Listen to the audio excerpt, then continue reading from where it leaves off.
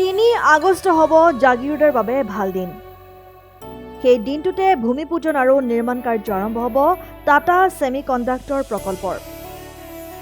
আগন্তুক 2 বছৰত সম্পূৰ্ণ হ'ব টাটাৰ ছেমিকণ্ডাক্টৰ প্ৰকল্প। উন্নত হ'ব গুৱাহাটী আৰু জাগিৰোডৰ মাজৰ যাতায়াত ব্যৱস্থা, য'ত খৰচ হ'ব 500 কোটি টকা। যোৰাবাটত হ'ব ৰিং ৰোড। টাটা প্ৰকল্পক কেন্দ্ৰ কৰি উন্নত হ'ব জাগিৰোডৰ সামাজিক আন্তঃগাঁথনি। অৱশ্যে এই উন্নয়নত যাতে জনজাতীয় লোকসকলৰ ভূমিৰ অধিকাৰৰ ক্ষেত্ৰত কোনো ক্ষতি নহয় তাৰ প্ৰতিও গুৰুত্ব আৰোপ কৰা হৈছে। হ্ৰাস হ'ব গুৱাহাটী আৰু জাগিৰোডৰ দূৰত্ব। টাটাৰ সমান্তৰালভাৱে জাগিৰোডত নিৰ্মাণ হ'ব আন কেইবাটাও প্ৰকল্প। এক কথাত জাগিৰোড হৈ পৰিব ইণ্ডাষ্ট্ৰিয়েল হাব। শনিবাৰে জাগিৰোডৰ ভাৰতীয় জনতা পাৰ্টি জাগি ভকতগাঁও মণ্ডল কাৰ্যালয়ত উপস্থিত হৈ এই মন্তব্য মুখ্যমন্ত্ৰী ডক্টৰ হিমন্ত বিশ্ব শৰ্মাৰ। মুখ্যমন্ত্ৰীৰ সৈতে উপস্থিত থাকে মন্ত্ৰী পীযুষ হাজৰিকা, বিধায়ক ৰূপক শৰ্মা, জিতু গোস্বামী, শশীকান্ত দাস, ৰমাকান্ত দেউৰী। মই যেতিয়া কোনোবা জিলালৈকে যাওঁ আৰু সেই জিলাত যদি দলৰ কাৰ্যালয় থাকে তেতিয়াহ'লে আজিকালি চাহকাপ চৰকাৰৰ কাৰ্যালয়ত বহি খোৱাতকৈ মই দলৰ কাৰ্যালয়ত বহিয়ে খাওঁ। আৰু ঠিক তেনেকৈ দুপৰীয়া যদি কোনোবা জিলাত গ'লোঁ, ঘূৰি আহোঁতে ভোক লাগিলে চাৰ্কিট হাউচ বা আৱৰ্ত ভৱনত সোমোৱাতকৈ আমাৰ বিজেপিৰ যিহেতু বিভিন্ন কাৰ্যালয় প্ৰতিষ্ঠা হৈছে, কাৰ্যালয়ত সোমাই পেলাই চাহকাপ খাই যাব বা ৰুটি এখন খাই যাব চেষ্টা কৰোঁ। আজি মৰিগাঁওলৈকে ৰহালৈকে গৈছিলোঁ, ঘূৰি আহোঁতে জাগিৰোডত আমাৰ মণ্ডল কাৰ্যালয়ত সোমাই আমি সকলোৱে ৰুটি এখন খালোঁ।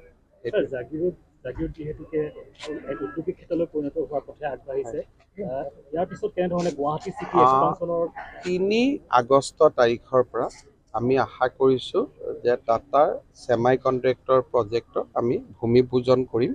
সিদিনাখনৰ পৰাই নিৰ্মাণ কাৰ্য আৰম্ভ হ'ব। 2 বছৰৰ ভিতৰত টাটা প্ৰজেক্ট আমাৰ সম্পূৰ্ণ হ'ব। আৰু এটা আমাৰ প্ৰজেক্ট আছে, ভাৰত চৰকাৰক আমি এখন আঁচনি দি থৈছোঁ 500 কোটি টকাৰ, জাগিৰোড আৰু গুৱাহাটীৰ মাজত কানেক্টিভিটিটো ইম্প্ৰুভ কৰাৰ কাৰণে।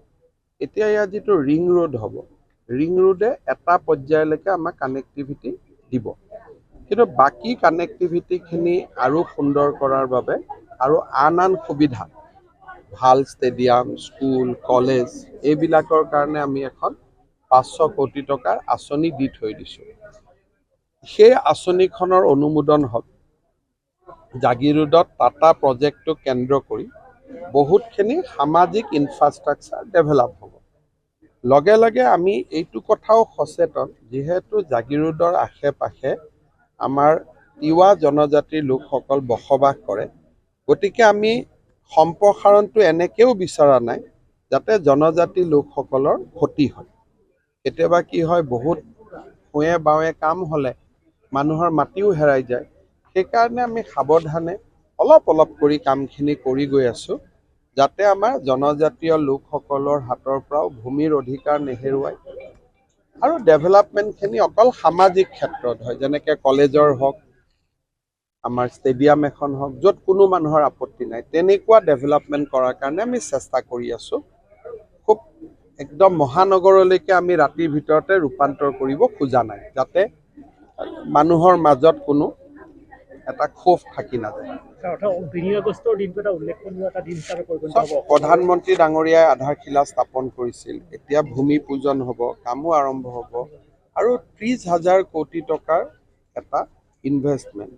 আৰু ইয়াৰ আশে পাশে কেইবাটাও ফৰেন কোম্পানী আহিব, যোনে এই ছেমিকণ্ডাক্টৰবিলাক লৈ গৈ তেওঁলোকৰ কামত ব্যৱহাৰ কৰিব। তেওঁলোকৰ বিভিন্ন অফিচো জাগিৰোডত প্ৰতিষ্ঠা হ'ব। এটাটো টাটা হ'ল, প্লাণ্ট হ'ল, প্লাণ্টৰ লগত চাৰিওফালে বিভিন্ন কাৰ্যালয় আহিব আৰু বিভিন্ন প্লাণ্টত যিবিলাকে ৰ মেটেৰিয়েল দিব তেওঁলোকৰো অফিচ কাছাৰী আহিব।